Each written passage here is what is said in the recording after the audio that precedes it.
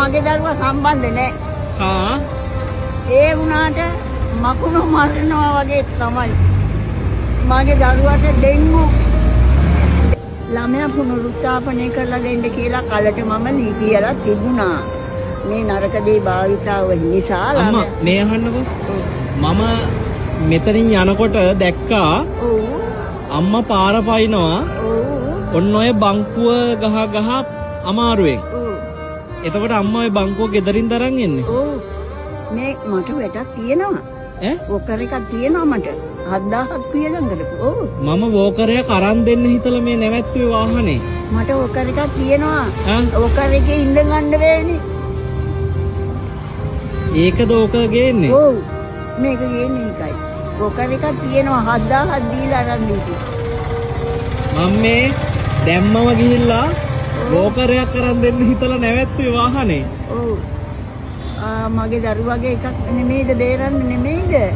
අම්මට මොනවද වෙන්න ඕනේ මගෙන් කියන්න. මම වල්පොල ගෞතම හාමුදුරුවෝ. හාමුදුරුවෝ දෙබන්නේ මම බලනවා දැකලා තියෙනවා අරුල පොකේ. මම ළඟ තවත් තියෙනවා හාමුදුරුවෝගේ ෆොටෝ එකයි බණයි. අර මතක නැති වෙන්නේ කොහොමද නේද? හාමුදුරුවෝගේ බණේ තිබුණේ. අරුණ එකේ? ඔව්. අරුණ පත්තරේ. ඔව් අරුණ පත්තරේ. මට මුකුත්ම මතක නැහැ කියනවා කියලා. ඒකට නේද හාමුදුරුවෝ උත්තර දීලා තිබුණේ. අනේ මන් දන්නවා සාදු. හරි අම්මා. අනේ මට උදව් කරන්න. මොනවද වෙන්න ඕනේ කියන්නේ? මට බණහඬ රේඩියෝ එකක් කරන් දෙන්නකෝ. රේඩියෝ එක දුන්නට වැඩක් නැහැ. ගෙදර ප්ලග් එක මෙව වෙලා. කොහෙද ගෙදර තියෙන්නේ? පොල්වත්තේ. අම්මා මං දැන් රේඩියෝ එකක් කරන් දෙන්නම්. අම්මට රේඩියෝ එක අරන් දැන් ගෙදර යන්න දින්නේ ඔය. රේඩියෝ එකක් අරන් දීලා මං ගෙදරට බස්සන්න යම්මාත් එක. එන්න. අනේ අඬන්න එපා. අනේ නෑ. යන් අම්මා. තුනුරුවන්ගේ පීඨේ කාන්තයි මං දන්නවා. මං ඒක දුද්දෙම දන්නවා. දුගුණ අනන්තයි අප්‍රමාණයි. හරි අම්මේ යන්. අනේ මගේ දරුවට දුරුවන්ගේ පිට අරසාව දිග්වගේ ලැබේවා. යන් අම්මා. වල්මුල හාමුදුරුව මන් දන්නේ කෙනෙක් නේ. යම් කොච්චර බිල්කාරියක්ද මං යන්නේ සාලියම ඔයාලා දොර අරින්න මට නගින්න. අල්ලන්න දෙන්නේ නැහැ නේ. මං කාට වන්දේ කට්ටිය වඩලා කියන්න දෙන්නේ කියලා මායක. මේක අන්න එහෙම තියාගන්න. සාසරේ බිය කන්නේ හාමුදුරුවනේ සාදු. සාදු සාසරේ බිය කන්නේ. ගින්නයි දුකයි සායුරක් මේක කතරක් මේක අඳුරක් අපෝයි මේකෙන් ගොඩ වෙන්න තියෙනවා නම් ඊට වැඩිය දෙයක් නෑ නේද? ඕ අස්කරන්න එපා අම්මා. අස්වැස්මෙන්ද ජීවත් වෙන්නේ අම්මා? ඉතින් වගේ අස්වැස්ම කැපුවනේ දාලා අස්වැස්මත් කපලා. රුපියල් 5000න් කන්නේ. රටේ ලෝක සත්‍ය දුන්නේ. රුපියල් 5000කින් තමයි සම්පූර්ණ හැමදේම කරගන්න. බේතක් හේතක් ගන්නවා. තේල් ටිකක් ගත්තා මෙන්න මේක තමයි උයාගෙන තියෙන්නේ. මේකේ බත් චුට්ටක් එක්ක.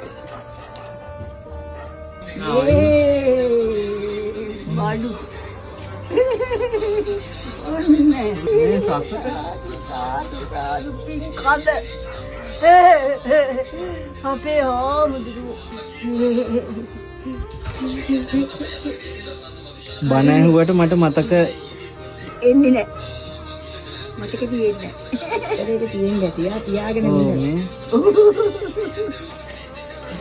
කොහොමද තිබුණානේ මට ඒ වටිනාකම කෝටියයි. සාදු සාදු. දැන් අද අම්මගේ ගෙදරටම වැඩියා. ඕ බලන්න.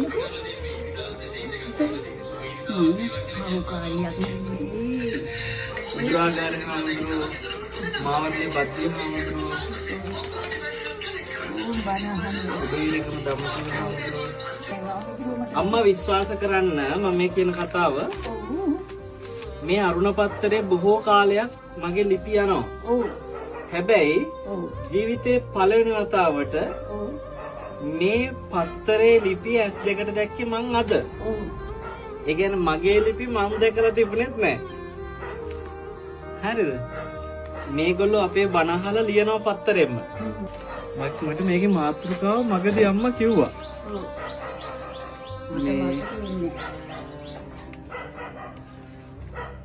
ඒ කියන්නේ ඒක නිකන් තියාගත්ත නෙමෙයි.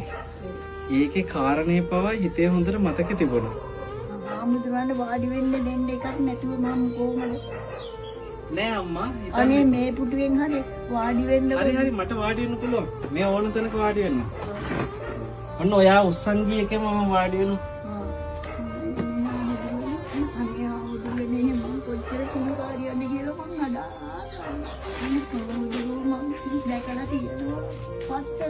බන අහලා තියෙනවා. ඔතේ මන පිටින් දකින්න හම්බුණා මං කොච්චරනම් පින්කාරියක්ද. මගේ ස්ථානේ හොඳට භාවනා කරන පරිසරයේ බණහන්න පරිසරයේ ඔක්කොම එක්ක වෙලාවට හොඳට කෑම ටික හම්බ වෙනවා, තේ ටික හම්බ වෙනවා. කරුණාවන්තයෙන් පිරිස ඔක්කොම හොයලා බලන උදව් කරනවා. එතන අම්මලා වගේ කට්ටිය ඉන්නවා.